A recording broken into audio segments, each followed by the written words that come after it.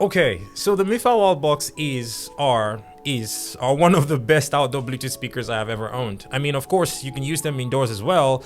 As a matter of fact, I have mostly used them indoors except for that one time when I actually took this hiking. But anyways, in this video, I want to share all my thoughts about this product with you and pretty much help you find out if this is worth your money. The God of Gods! So let's talk about the design and build quality of this device. All black, high quality plastic, and the parts that need rubberization are really high quality rubber as well.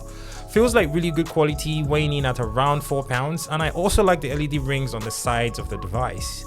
You get about 6 options for the LEDs, and they do adjust to the volume of the listening device at the time of listening.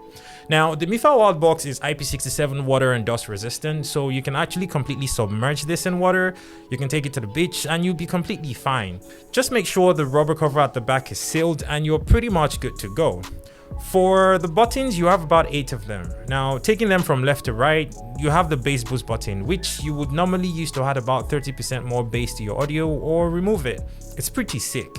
Next, you have the mode button, which helps you switch between Bluetooth, auxiliary, and micro SD listening modes.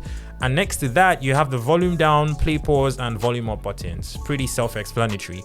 Next to all of that is the light control buttons. This is how you switch between the 6 different ambient lighting modes. And next, you have the power button, which again, I assume is self-explanatory.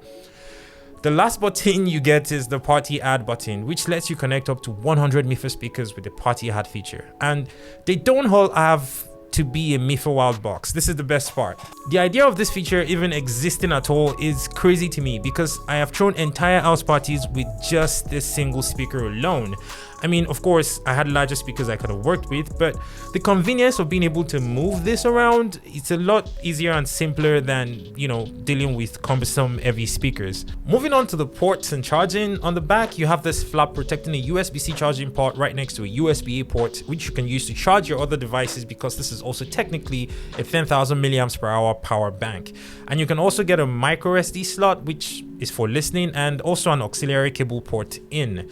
Now, back to that battery life for a second. Yes, this device does have 10,000 milliamps per hour's battery that can give you around 24 hours straight playtime, listening, whatever. But of course, this is entirely going to depend on the volume you're listening at and whether you're using this as a power bank at the same time. Now, moving to the audio quality, which is where this device shines. It's got a 60 watt output, that is 2 20 watt subwoofers and 2 10 watt tweeters, as well as 2 bass radiators, right? This combined with the Bluetooth 5.0 technology or just straight up using the auxiliary cable will give you some of the best sounding speakers I have heard from a company that is not JBL. No distortion, no rumble, very clean bass, and honestly, I feel like if these speakers had a JBL logo slapped on them, they would probably cost 3 times the price they currently cost now.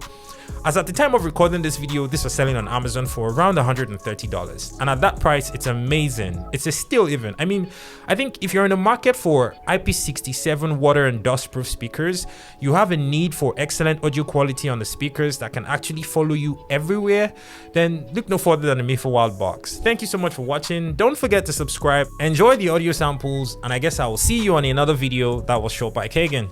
Peace.